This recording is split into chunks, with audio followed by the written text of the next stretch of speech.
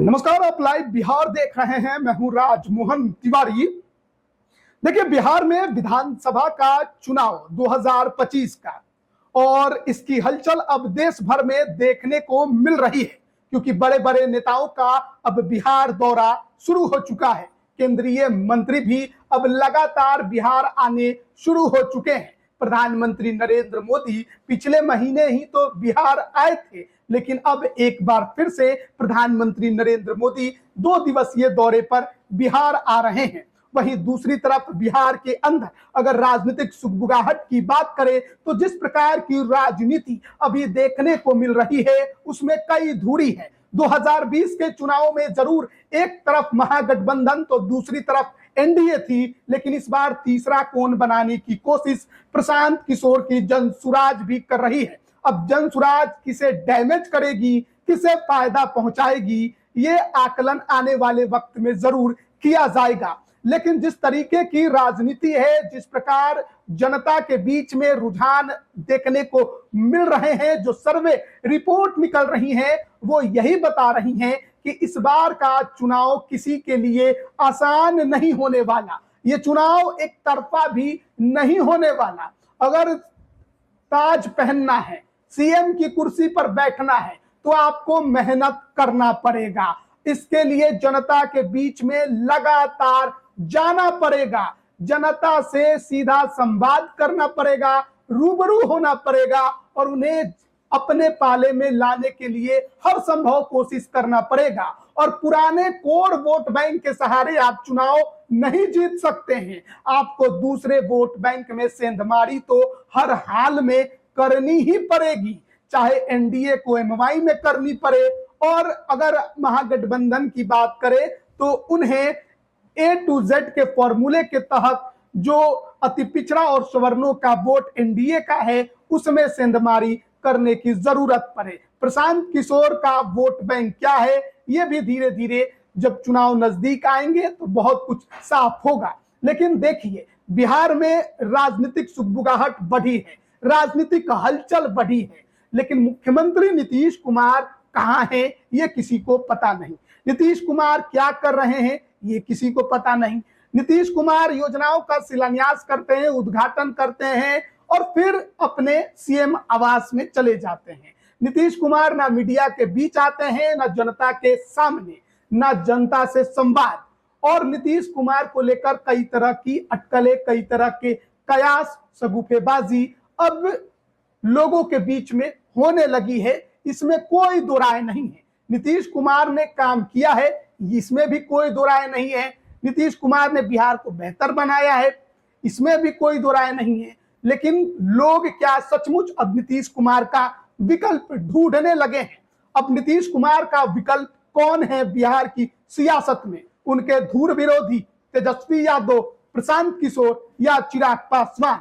चिराग पासवान अब एनडीए का हिस्सा है, भले ही उनके अलग लड़ने की चर्चा चलती है, अटकलें लगती है, फिर विधानसभा चुनाव लड़ने की अटकलें लगाई जाती है, लेकिन उम्मीद कम है कि एनडीए छोड़कर चिराग पासवान अकेले लड़ेंगे या दूसरे खेमे में जाएंगे। चिराग पासवान की राजनीति जब पार्टी टूटी थी 2021 में, उसके बाद जनता के बीच सर्वाधिक रही। चिराग पासवान ने जनता में अपनी लोकप्रियता बढ़ाई। आशीर्वाद यात्रा के जरिए चिराग पासवान ने अपने वोट बैंक को मजबूत किया, अपने संगठन को मजबूत किया और उसका परिणाम ये रहा कि 2024 का लोकसभा चुनाव आते आते जो पार्टी में टूट हुई थी, जो दो खेमे लोजपा बट गई थी, दूसरे लोजपा को किसी ने पूछा ही नहीं और चिराग पासवान ने जो जो चीज खोया था सब कुछ उन्हें मिल गया। एनडीए में 5 सीटें मिली, केंद्र में मंत्री भी बन गए। लेकिन चिराग पासवान को यह सब कुछ हासिल करने से पहले जो राजनीति उन्होंने की थी, जो मेहनत उन्होंने जमीन पे की थी, वो सब कुछ उसी का परिणाम था। चिराग पासवान कहां नहीं गए, किस क्षेत्र में नहीं गए, किस कोने में नहीं गए, किस घटना स्थल पर नहीं गए। चिराग पासवान ने कार्यकर्ता के घर पर रात गुजारी, जमीन पर भी लेटे। लेकिन अब केंद्र में मंत्री बनने के बाद चिराग पासवान शांत हैं। चिराग पासवान को लेकर राजनीतिक चर्चा भले होती हो, लेकिन चिराग पासवान की अब वो जो छवि थी, वो जो लोकप्रियता थी, अब बिहार के अंदर घट गई है। चिराग पासवान अब घटना स्थलों पर नजर नहीं आते हैं। चिराग पासवान जनता के बीच भी बहुत कम दिखाई देते हैं और इस वजह से माना जा रहा है कि चिराग पासवान की जो टीआरपी थी, चिराग पासवान का जो उनका छवि था, जो लोकप्रियता थी, उसमें डेंट लग गया है। चिराग पासवान ने नीतीश कुमार के खिलाफ एक बिगुल बजाया था। चिराग पासवान ने स्वास्थ्य, पलायन, रोजगार, बेरोजगारी के मुद्दे को उठाया था, लेकिन सब कुछ जब मिल गया तो वो एकदम शांत हो गए, चुप हो गए। अब जनता के सवालों को नहीं उठाते हैं। अब ये आरोप चिराग पासवान पर लगता है। लेकिन देखिए, बिहार में सबसे ज्यादा जिसके बारे में चर्चा होती है, जो 2020 में सबसे बड़ी पार्टी बनकर आई, राष्ट्रीय जनता दल, नेता लालू यादव, तेजस्वी यादव। तेजस्वी यादव पर कई आरोप शुरू से लगते आ रहे हैं कि तेजस्वी यादव बस घर से राजनीति करते हैं, सोशल मीडिया से राजनीति करते हैं। तेजस्वी यादव क्षेत्र में नहीं जाते हैं, तेजस्वी यादव जनता के बीच नहीं होते हैं। तेजस्वी यादव पर तो यह भी आरोप लगा कि तेजस्वी यादव विधान मंडल के सत्र से गायब रहते हैं। आपदा आ जाए तो तेजस्वी यादव नजर नहीं आते हैं और इसमें कई हद तक सच्चाई भी दिखाई देती है। कई बार ऐसा हुआ है। लेकिन विधानसभा का चुनाव है, 2025 का बिहार विधानसभा, इससे तय होना है मुख्यमंत्री बिहार का कौन बनेगा। कई चेहरे, नीतीश कुमार, प्रशांत किशोर, तेजस्वी यादव।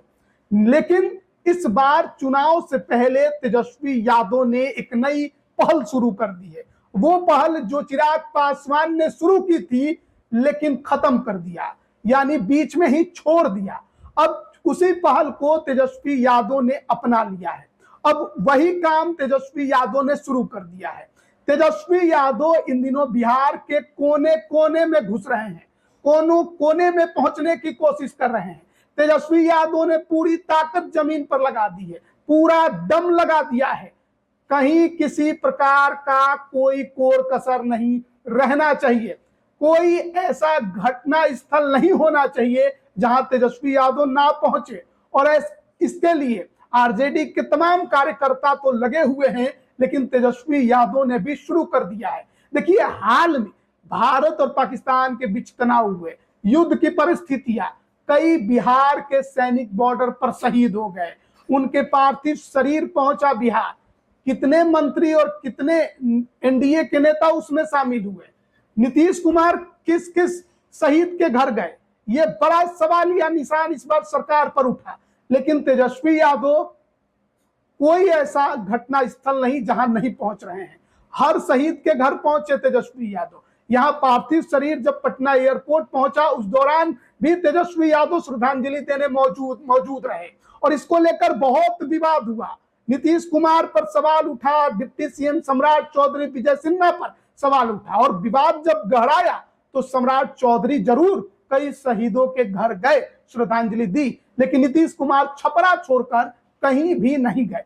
अब नीतीश कुमार मुख्यमंत्री हैं, बहुत काम उन्हें रहता होगा, लेकिन बिहार में कहीं शहीद के घर चले जाने से मुझे नहीं लगता है कि इतना समय लग जाएगा कि उन्हें कोई काम उनका छूट जाए। वैसे भी अधिकतर काम तो बिहार में अधिकारी ही कर रहे हैं और ये बात हर कोई जानता है। लेकिन नीतीश कुमार को लेकर हमेशा अब ये सवाल उठना शुरू हो गया कि नीतीश कुमार कहाँ है। कई जगहों पर कई घटनाएं घटी, लेकिन सरकार की तरफ से ना ही एनडीए की तरफ से कोई भी उन घटना स्थलों पर नजर आया।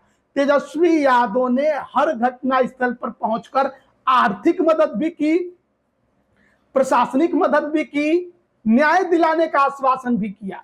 अब कल की आप बात देख लीजिए, तेजस्वी यादव बांका में थे, बांका से मुंगेर चले गए, मुंगेर से फिर खगड़िया चले गए, जहां जहां माफ करिएगा जमुई चले गए, खगड़िया एक दिन पहले गए थे। तो जहां जहां कोई भी किसी प्रकार का घटना हो रहा है, तेजस्वी यादव की कोशिश है कि जल्द से जल्द वहां पहुंचना। अगर खुद जल्द नहीं पहुंच पा रहे हैं तो पहले वीडियो कॉल पर बात करना है, पार्टी के नेताओं को वहां लगा देना है और मदद पहुंचाने की कोशिश है। फिर वहां खुद पहुंचकर आर्थिक मदद भी करना है, दिलासा भी देना है पीड़ित परिवार को, न्याय का आश्वासन भी दे रहे हैं। लेकिन क्या इसी विधानसभा चुनाव के समय दूसरे नेता के पास भी ये मौका है करने का, लेकिन दूसरा कोई भी इस प्रकार का पहल नहीं कर रहा है। तेजस्वी यादव ने जरूर शुरू किया है। अब परसों की बात जब हम कर रहे हैं तो शहीद के घर भागलपुर गए, फिर बेगूसराय, फिर खगड़िया चले गए। तो देख लीजिए, एक दिन में 3-3, 4-4 जिले तेजस्वी यादव घूम रहे हैं। वो जानते हैं कि 25 का चुनाव बहुत महत्वपूर्ण है और कांटे की फाइट है, कोई कोर कसर नहीं रहना चाहिए। अति पिछड़ा वोटर है, पिछड़ा वोटर है, दलित वोटर है, इसके लिए जरूरी है कि उनके बीच रहना। और बिहार में वोटिंग पैटर्न भी माना जाता है इस तरीके का है कि अगर आप किसी भी वोटर से सीधे बात करते हैं, मदद करते हैं, कोशिश करते हैं कि उसे ज्यादा से ज्यादा सहायता मिले, तो वोटिंग पैटर्न में वो निखर कर आता भी है, वोटिंग पैटर्न बदलता भी है। और शायद तेजस्वी यादव ने इस टेक्निकल चीज को भी समझने की कोशिश की है और इसलिए खुद ब खुद हर घटना स्थल पर पहुंचने की कोशिश उनकी है। अब हम तो आपको 2 दिन का ये यात्रा तेजस्वी यादव का बता रहे थे, लेकिन इसके अलावे भी हर दिन तेजस्वी यादव का फिलहाल यही हाल है कि लगातार किसी न किसी जिले में किसी न किसी घटना स्थल पर पहुंचकर पीड़ित परिवार को मदद करना, सहायता करना और उनसे मुलाकात करके उन्हें दिलासा देना।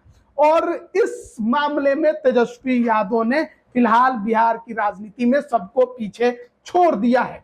नीतीश कुमार हो, चिराग पासवान हो, लेकिन तेजस्वी यादव एक मेहनत कर रहे हैं। अब मुख्यमंत्री बनना नहीं बनना ये तो जनता के हाथ में है।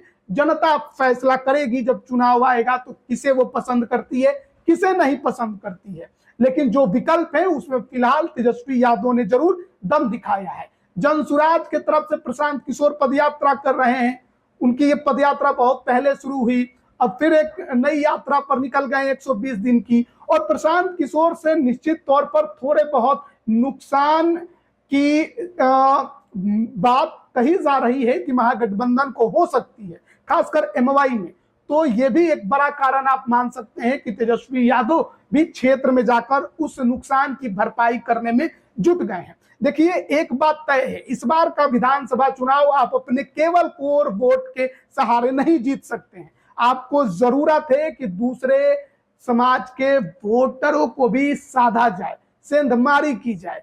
इसमें अब तेजस्वी यादव एक A to Z के फॉर्मूले के तहत लगे हुए हैं और इसके लिए उन्होंने कई प्रकार की रणनीति पार्टी के अंदर बनाई हुई है। पहले तो खुद से कोशिश है ज्यादा से ज्यादा जनता के बीच जाना। लोकसभा चुनाव में कुशवाहा कार्ड और अति पिछड़ा कार्ड खेलकर उन्होंने बहुत कुछ साधने की कोशिश की और इस बार सवर्णों को भी साधने की तैयारी में लगे हुए हैं। जहां कहा जा रहा है कि इस बार सवर्णों की सीट में आरजेडी बढ़ोतरी करने वाली है, तो कई लेवल पर आरजेडी ने इस बार काम करना शुरू किया है। क्योंकि पिछली बार बड़ी पार्टी तो बन गए लेकिन सरकार नहीं बना पाई। इस बार अकेले दम पर ज्यादा से ज्यादा सीटों को कैसे जीता जाए, इसकी कोशिश है। महागठबंधन भी इस बार लगातार मदद कर रहा है, संगठन मजबूत हो रही है, महागठबंधन की बैठकें हो रही है। लगभग कहा जा रहा है कि बातचीत फाइनल स्टेज पर पहुंच चुकी है, बस औपचारिक घोषणा आगे चलकर की जाएगी। तो कोशिश हर तरफ से है। तेजस्वी यादव खुद भी जनता के बीच हर घटना स्थल पर लोगों की मदद सबको दिखाई दे रहा है। दूसरी तरफ Tejashwi Yadav A to Z formula और तीसरी तरफ गठबंधन में भी सबको साथ लेकर। अभी एनडीए गठबंधन में कुछ भी तय नहीं हो पा रहा है। नीतीश कुमार महिला संवाद यात्रा किया, लेकिन क्या बात की, किससे बात की, किसी को कुछ मालूम ही नहीं, क्योंकि मीडिया का जाना अलाउ नहीं। कहा जा रहा है कि अब सब कुछ तो वहां पर अधिकारी ही संभाल रहे हैं। शहीदों के घर भी नीतीश कुमार सबके पास नहीं जा पाए, केवल एक के पास गए। और भले ही कैबिनेट से सेंक्शन किया उन्होंने कि जो भी शहीद होंगे उनको 50 लाख रुपए आर्थिक सहायता दी जाएगी, लेकिन जब नेता खुद किसी के घर जाता है तो फिर वो सम्मान अलग दर्जे का होता है। तो नीतीश कुमार के को लेकर और एनडीए को लेकर ये एक शिकायत रही इस बार। दूसरी बात, जनता के बीच नहीं जाना, कटाव की स्थिति बनाए रखना। बीजेपी जरूर मेहनत कर रही है, लेकिन नीतीश कुमार के तरफ से उनके लेवल पर से उतना मेहनत नजर नहीं आता है, खासकर क्षेत्र के अंदर। अब देखना बड़ा दिलचस्प है कि चिराग पासवान ने जो शुरू किया था उसे तेजस्वी यादव खत्म करने की ओर जरूर बढ़ रहे हैं। अब किसको किसका कितना फायदा मिलता है यह आने वाले वक्त में जरूर पता चलेगा। तेजस्वी यादव ने जो पहल शुरू की, जिस प्रकार से घूम रहे हैं, जिस प्रकार से मेहनत कर रहे हैं, अब उन्हें कितना इसका फायदा मिलता है नहीं मिलता है, और तेजस्वी यादव की ये पहल कितने दिनों तक और चलती है यह भी देखने वाली बात होगी। क्या चुनाव तक इसे वो खींचेंगे? जाहिर है चुनाव है तो उतना तो खींचेंगे ही, चुनाव के बाद कितना करेंगे इस पर भी जरूर देखने वाली बात होगी कि आगे किस प्रकार की उनकी राजनीति रहती है इसको लेकर। लेकिन फिलहाल तेजस्वी यादव की जो सक्रियता है वो अब तक के जो जितने भी नेता है उनमें सबसे आगे नजर आ रही है। चाहे आप गठबंधन को लेकर बात करिए, आरजेडी के संगठन को लेवल की बात करिए, या खुद क्षेत्र में जाकर लोगों से रूबरू होकर उनसे बातचीत करके अपनी बातों को जनता के बीच रखने की बात करिए। फिलहाल इन सब में तेजस्वी यादव जरूर आगे बढ़त बनाए हुए हैं एनडीए की तुलना में। अब जनता किसकी बातों को कितना सुनती है और चुनाव नजदीक आता है उस समय क्या कुछ नया परिस्थिति बनता है, यह देखने वाली बात होगी। बने रहिएगा हमारे साथ। आप सभी का बहुत बहुत धन्यवाद।